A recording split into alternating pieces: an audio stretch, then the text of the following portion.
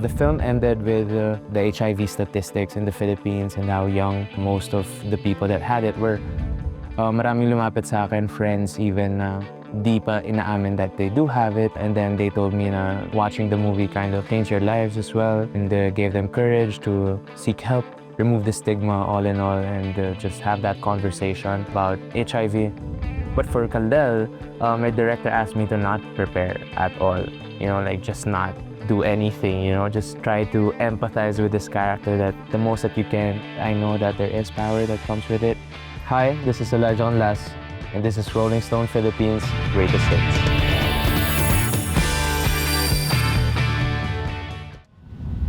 Ano lang sasabihin ng mga tao, wala akong kwentang ina? Kaya ka nagkaganyan? Parang ina mo, pinag-aaral kita. Punta lang pala sa wala. To be honest, sobrang kabado. I was really nervous but excited going into it. I was 18 at the time, but funny story, like 4 years before that, I was 14. I auditioned for the same film. It was a different film at the time. It was called a different title. It didn't push through. Parang hindi pa nila na-shoot at the time. And then 4 years later, dami na nangyayari sa akin. I quit acting. And then when I was deciding to go back doing acting, I wanted to be managed by the Idea First company, my previous manager at the time, and my director for Kalel. Before I signed with him, he was like, I think I have a film for you. And then when he mentioned Kalel and he told me the story, then I was like, I auditioned for this 4 years ago. So parang it was like a full circle moment. But yeah, it was really heavy and I did a lot of research. I just stripped myself down of everything I know and just wanted to embody Kalel, the character who was 15 years old. Alam ko yung importansya nung ginagawa ko. I was taught dun sa art of theater basically that there is power with this craft. The messaging is always important, that everything will have meaning, and that what you do will have meaning. When I stopped doing acting for a while and I was just focusing on my studies, I wasn't really thinking about that. But when Kalel was offered to me and then nabasa ko yung script and then I did the research for it, ginawa namin yung film, and then when I finally saw it, the film ended with the HIV statistics in the Philippines and how young most of the people that had it were, and how important the film was. Maraming lumapit sa akin, friends even di pa inaamin that they do have it, and then they told me na watching the movie kind of changed their lives as well, gave them courage to seek help, remove the stigma all in all, and just have that conversation about HIV. Mas na-confirm lang, I guess. It wasn't really new to me. It was just a confirmation of the passion that I have for this craft. Not to be self-important or anything, but I know that there is power that comes with it. Stories like Kalel's story, I'm just grateful to be a part of it. I'm just grateful to help shed light on HIV here in the Philippines and tackle that issue. I'm an actor that takes pride with my preparation. Dahil sa teatro nga ako lumaki, the process that I have is really text-based and preparing for the role so that when I get on set, I can fully embody that character. But for Kalel, my director asked me to not prepare at all. Just not do anything, just try to empathize with this character that the most that you can. We did research, yeah, but nothing really specific about the acting craft. It's really Kalel, and it was shot on a very tight schedule, like almost every other day kami nag-shoot at that time. So it was hard to let him go. And I don't really have that problem most of the time for most of my projects. Dahil nga, I really rely on my preparation, so it's easy to detach from the characters. Pero pagdating kay Kalel, I kind of just embodied him. It wasn't even pity.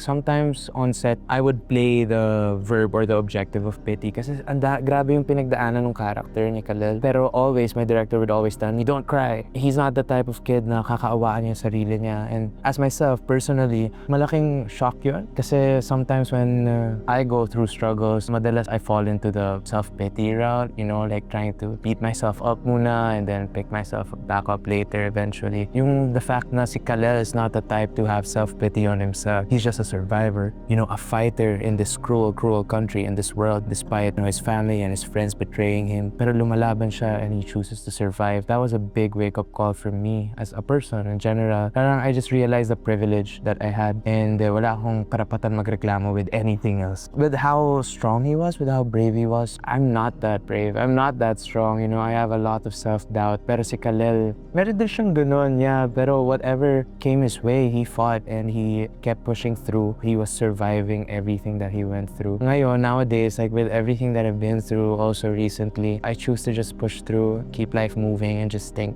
pubuti din lahat.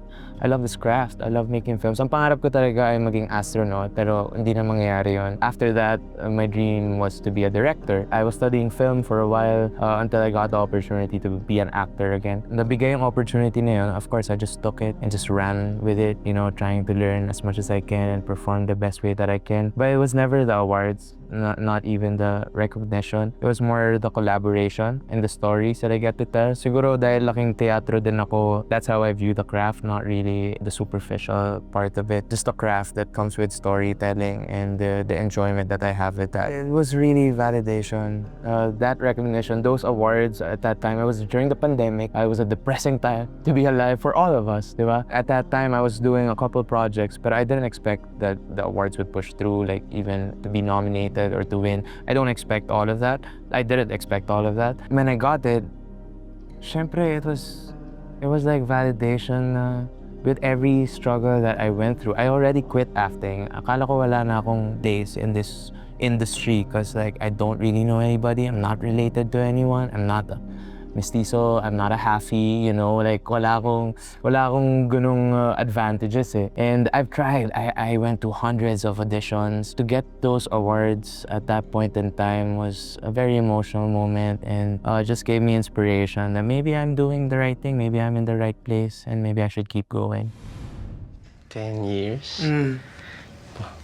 Sigurado ako. International pro. So it was during the pandemic. Everyone was jobless. All my projects were canceled. Everyone was borderline depressed and anxious about what was gonna happen with our lives in the world. So my producers for that show, the Idea First Company, they were also managing my career, my acting career. And they just wanted to give us a job while everyone was, you know, stuck at home during this pandemic. And they came up with this concept, Gameboys. We had like over a month of test shoots because we were shooting it on our own inside our houses. I was shooting it with either my kuya or my brother, my mom. Sila yung nag-shoot sa akin at home. I would set up my own room, yung production design nun. Ako lang din lahat yun. So parang we didn't know if it was gonna be a real thing because like nobody does this. Nobody shoots with an iPhone and then buong kwento, tas zoom lang lahat. Like how can you make that compelling? How can the series work? And then eventually it did. To be honest, Kalel 15 story, as much as it had the queerness at its heart, it wasn't really about that. It was really about the disease, the HIV, and how one struggles with it in this, in this climate here in the Philippines. Pero yung Gameboys, it was full-on boys love series, like championing with pride, the LGBT community and how one loves in that community. So it was a very different process. Gameboys naman, all our filmmakers behind the scenes, most of them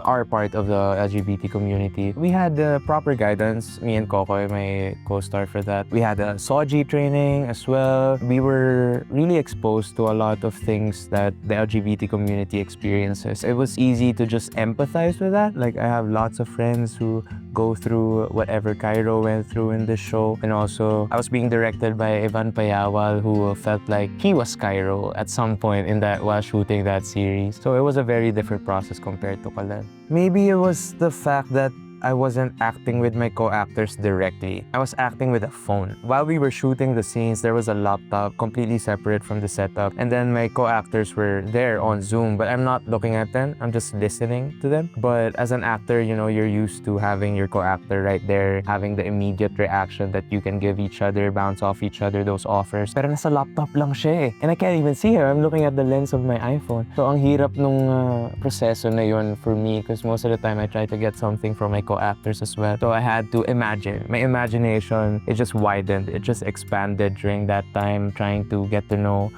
these characters that we were playing despite not really looking at anybody during those takes. Bait niyan. Di ba, JJ? Ano naman? Uy, kahit ganun yun pinapakinggan lang niya ang isang kanta ng isang beses, kaya niyang patugtugin ng plakadong-plakado. It's always been a dream of mine to tackle something like that, a role like that. So JJ, the character that I played, had savant syndrome, but he was also in the autism spectrum. I always wanted to portray that because I wanted to do it right. I've been seeing so many films, so many shows. I'm not gonna name any, but it feels like the research wasn't really done, and it wasn't really done with empathy and care, and they weren't careful with their portrayal. They wanted to stereotype characters on the spectrum. So that's why I wanted to do it, because I wanted to do it right. So I had a month to prepare, just a month, because I was coming from a different show. Tapos I had to study piano because he had savant syndrome. He was a savant with a piano, classical piano. So I was studying that during the morning, and then I would take autism spectrum immersions and classes, seminars. So yeah, I did my work, and I felt like a lot of people still think it's not really the case. You know, a lot of people think that it was still stereotype, but I thought it was stereotype as well for a moment. But when I met kids on the spectrum, kids with savant syndrome, they would have the biggest heart, the purest heart, and that's what I was trying to capture with JJ. Yeah, the preparation was fun for me, and I met the purest souls in the process. So maybe yung plot beats, I mean, it had basically the same plot points as the original movie, but our filmmakers, our screenwriters and director just made it Filipino. We just put that touch of the Philippines in it, that identity that we have when it comes with storytelling. It's different, you know, people on the spectrum in different countries, in Korea, it's different from people on the spectrum here in the country that we have, because the educational system doesn't really support people on the spectrum here, unlike the high functioning ones in the States or other countries that have good healthcare for people on the spectrum. I didn't really honor much of the original performance in the Korean movie. I wanted to stay true to, you know, people on the spectrum here in the Philippines, and I wanted people to see the system and how they lack with supporting people on the spectrum. People should look at the intention why it's being localized here. Yeah, I know there are adaptations that happen just for the sake of business, yeah, but there are certain adaptations that have an intention of why we're doing a Filipino version of this certain story. And I think Keys to the Heart is that, you know, like to certain parents and to certain kids, the story of Keys to the Heart is really important. I was awarded the Autism Advocate at that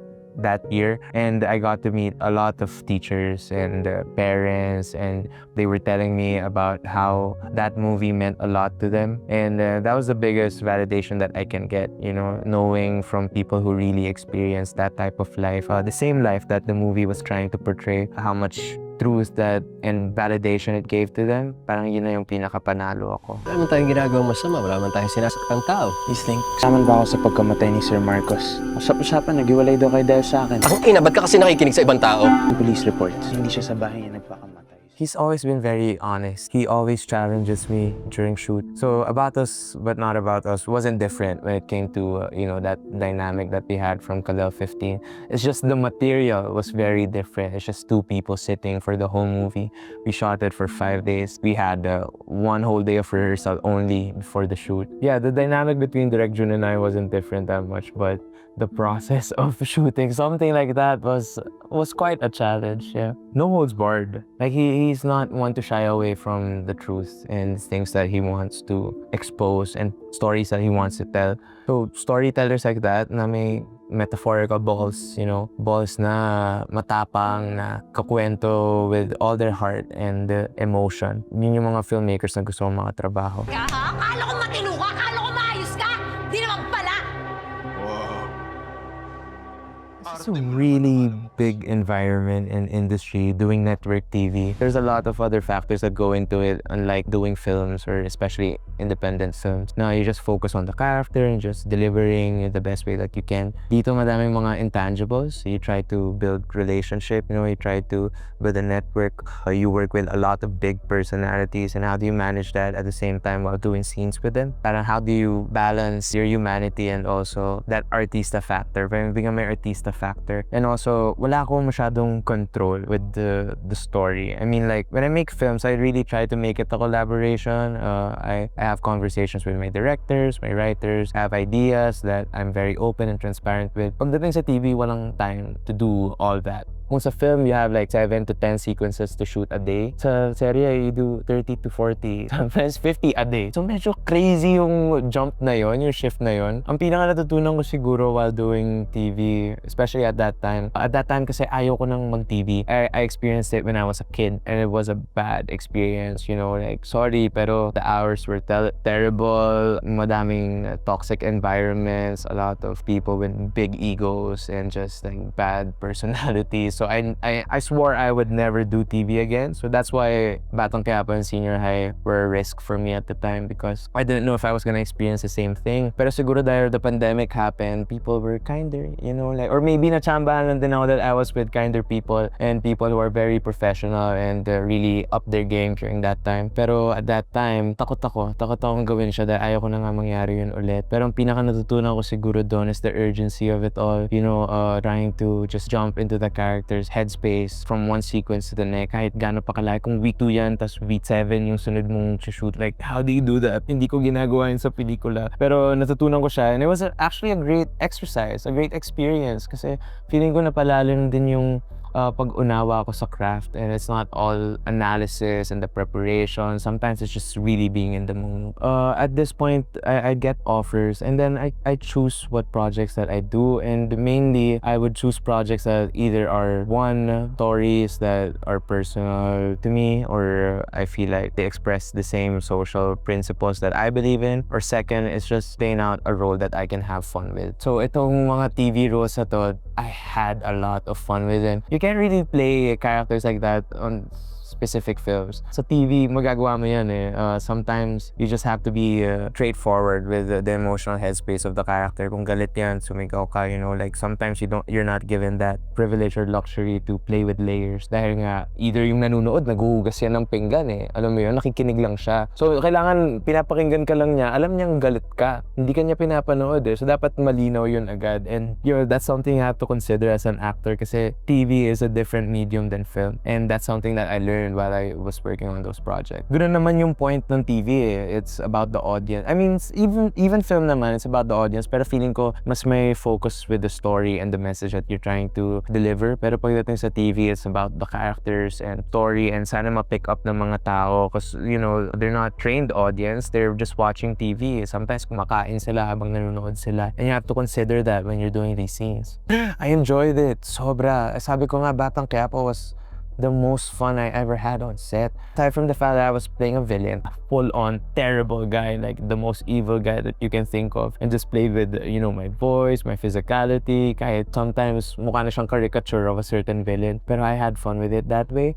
So, na-enjoy ko yung action side of it. I mean, ever since naman, ewan ko, siguro kasi ako yung tipong actor na wala masyadong arte. Like, kung anong pagawa sa akin, like, usually I just do it. At syempre, with the questions and, like, curiosity. Pero most of the time, I'm a trooper. I'm a trooper. I would say I'm a trooper. Kahit anong pagawa sa akin, action scenes. Usually, nabibigyan ng action scenes. Like, even ng senior high, kapag may mga away sa school, yung character ko lagi yun. Ako yung nabibigyan ng mga ganong eksena. So, nung binigay yung Batang Quiapo, ready ako mag-action, ready ako makipagsuntukan with Mr. Coco Martin, you know, all that. And you know, the stunt team, the stunt people, they're very underrated, underappreciated as well. They really put a lot of work into the stunt, into the fight choreographies, and it's a different ball game. Then, kaya iba yung respeto ko sa mga stunt people natin, and sana I get more chances to work with other stunt teams.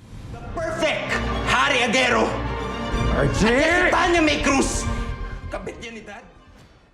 Alam mo, when senior high was offered, it was offered as if it was something important. It was something urgent to show people. So it was an immediate yes for me, no matter who I was working with, no matter the platform that I was going to be shown at. I had trust. I was working with Dreamscape at the time. Sir Deo offered it, pitched it to us. He really believed in me. He was a fan of my work. That meant the world to me because I know him, you know, and I trust his taste. And the fact that he was a believer of my work, that meant the world to me. So when they offered senior high, I just shifted management at the time, and we were talking about it, how it was the career move that made sense for me. And like, I can't keep doing independent movies forever. That show had a message as well. So it aligned with my artistic belief. More than that, it was really a risk because at that time, our youngest brother just died, like really fresh while working on the show. The day he died, I went to the shoot. It was that urgent and immediate. I didn't know if I could handle it. I mean, the show was tackling, you know, mental health as well as a bunch of other themes, a bunch of other important themes. I just channeled my beliefs into that project and just believe that there was a purpose. I mean, there was a reason why I was offered to do this project at this point in time. You know, I feel like people still remember it. I feel like it struck a nerve with people. Sana na-elevate namin yung TV game in one way. At sana naman makikita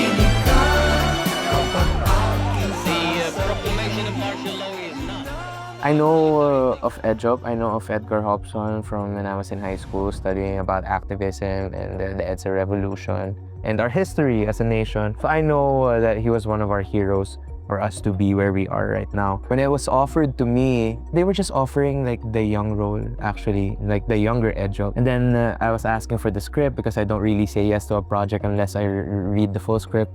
Pero sabi nga nila, we're just gonna give you sides of your character, yung side script lang, yung part mo lang. Tapos sabi ko, no, I can't say yes to a project kung hindi ko mabasa buo. So nabasa ko buo and I was like, oh, I want to play Edjop, like the whole thing. Tapos I had to prove myself, you know, I had to do a screen test to do it.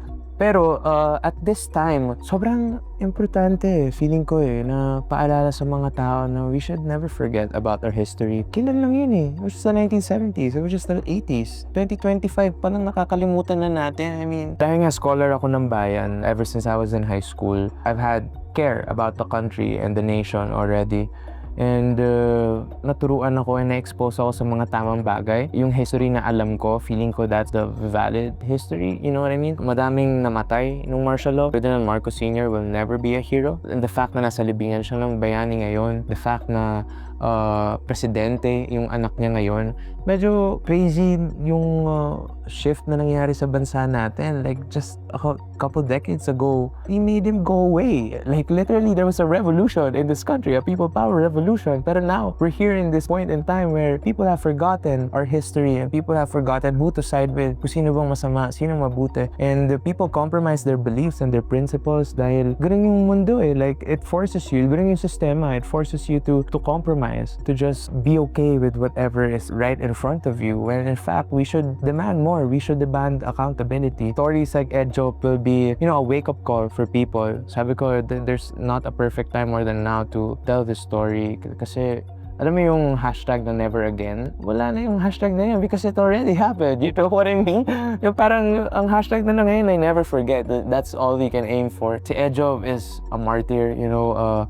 He sacrificed his life for this country, fighting for the oppressed, fighting for the voiceless at a very young age. And no matter how privileged he was, I mean, he studied at Ateneo, family was well off, they had this supermarket. So sobrang well off na family niya, pero he couldn't sit and just watch everybody suffer at that point in time. Kaya hero ko si Edjop. And the fact na na-offer sa akin yun, yung role na yun, I mean, ito yung pinakamalaking pressure as an actor to portray someone of that caliber. I mean, I've portrayed real people before, pero Edjop is just a different game. And totoo yung kwento ni Edjop, hindi siya katang-isip. Hindi katang-isip yung lahat ng namatay nung martial law. Hindi sila imagination at gawa-gawa lang. They were all real. So sana pag natin silang kalimutan and sana we don't disappoint them. Let's be on the right side of history. I believe everything is political, not just because this movie is a political film, but I feel like all art is political and all art should be political. The fact that we're gonna screen this here in this country at this time, parang that's gonna challenge a lot of people to think about, you know, their own principles. And I'm excited for that. At least start a conversation, di ba? Yun lang naman yung hope ng pelikula.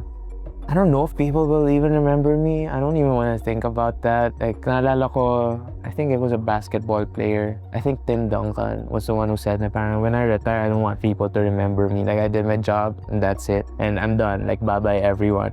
I'm not like that. You know, I'm a guy who really cares about the craft and the industry and the cinema in general. And at a time where AI is happening and movie theaters aren't earning as much as they used to, I believe that more people should speak up about it and more people should make more films and support Philippine cinema. Pero other than that, I guess kung aalalahanin man ako ng mga tao, I'd want people to think that I really cared about it. You know, I really tried to learn everything that I can learn about the craft and also the stories that I tell. Like, I really care about the stories that I tell and the characters that I portray and how I would do it and how other people would receive it. My filmography in general, like I'm trying to keep it as to my liking as possible for now. I mean, kaya hanap buhay rin naman kasi itong trabaho na to. Hindi lang naman siya basta art kung tutuusin. Pero I try to keep that artistry intact all the time.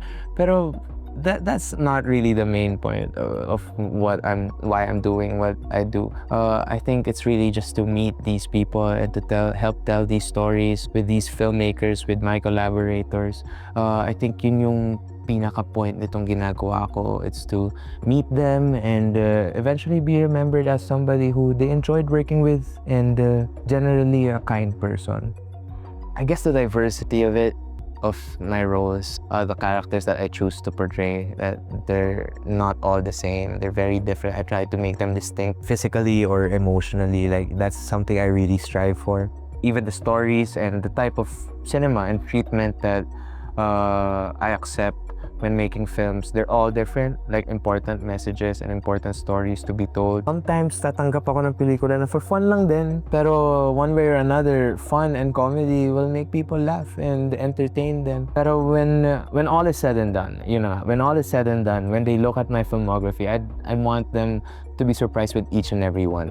Kasi each and every one is different. Each and every one will showcase a different character from me, whether it's a lead role or a support role or a cameo. Like, it's something that I don't say yes to a project just for the heck of it. Like, it's something that I really believe in, something that I want to be a part of. I'm just honored that all these filmmakers have trust with me. They believe in my, I guess, talent or whatever. They still choose to work with me with these projects of theirs. Sana magtuloy-tuloy, and I hope I get to make more films. Whether important or not, filmmaking is an art form that is essential, especially to me. I guess my upbringing also, I'm a fan of film. I have idols as well, I look up to DiCaprio's work. I look up to Daniel Day-Lewis's work. I look up to Eddie Garcia's work. I look up to Christopher De Leon's work.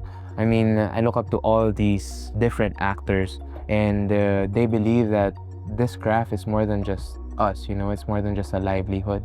But it is a livelihood. Hanapbuhay din siya. Pero it's more than that, It's a film for a reason. It's been funded to be filmed for a reason. Sana ma-keep intact ko yung mga prinsipyo na to, because I know, like, the industry can be tempting you to go one way or another. But I really think this is my essence as an artist, believing in the stories that I tell and the messages that we put out there.